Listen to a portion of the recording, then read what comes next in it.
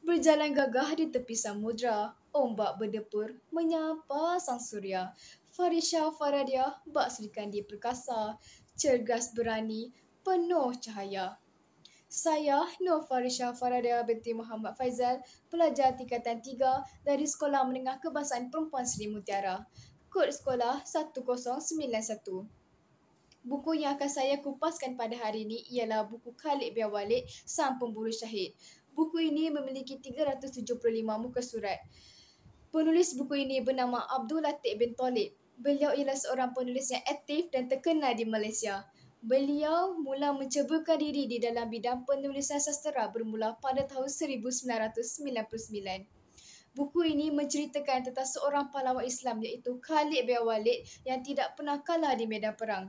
Beliau diberi gelaran sebagai Saifullah iaitu pedang Allah daripada Nabi Muhammad SAW kerana kehebatan dan kejayaannya dalam peperangan. Dengan strategi luar biasa dan keberanian tanpa gentar, beliau menjadi tokoh yang namanya terukir megah dalam sejarah Islam. Justeru, marilah kita bersama-sama menyalami kisah seorang pahlawan Islam yang tidak pernah kalah di medan perang, tetapi memilih mengakhiri hidupnya dengan memburu syahid. Khalid bin Walid, panglima Islam yang tidak pernah kalah di dalam medan perang. Beliau diberi gelaran Saifullah iaitu pedang Allah daripada Nabi Muhammad SAW. Beliau sudah pandai berlawan sambil menunggang kuda semenjak berumur 6 tahun lagi. Bapanya Walid Al-Mughirah merupakan pemimpin Quraisy yang sangat dihormati. Ibunya pula ialah Lubabah Al-Sughra, pemimpin Quraisy yang disanjungi.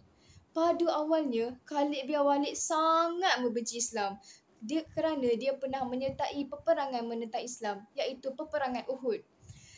Dengan kepandaian dan kecekapannya dalam berlawan, beliau berhasil mengalahkan tentera Islam.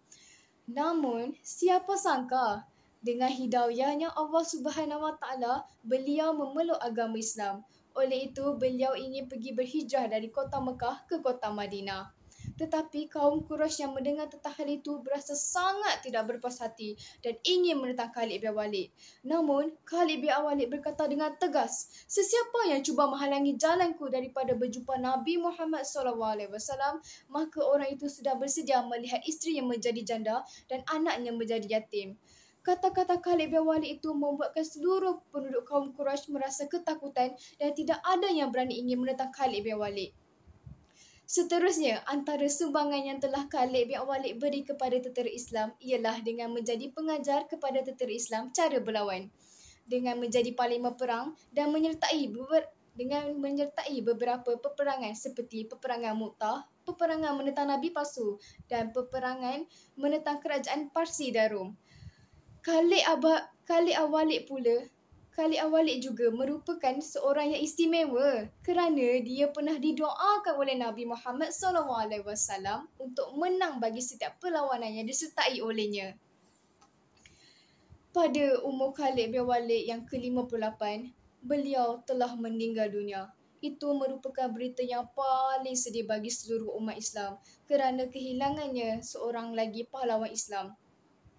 Abu Bakar Siddiq juga pernah berkata bahawa tidak ada lagi wanita yang dapat melahirkan anak seperti Khalid bin Walid. Buku ini sangatlah menarik dan penuh dengan nilai-nilai yang boleh kita contohi. Antaranya ialah seperti ikhlas dalam melakukan sesuatu perkara kerana Allah Subhanahu Wa Taala. Selain itu, kita juga haruslah mengutamakan Allah Subhanahu Wa Taala dalam sesuatu perkara yang ingin kita lakukan.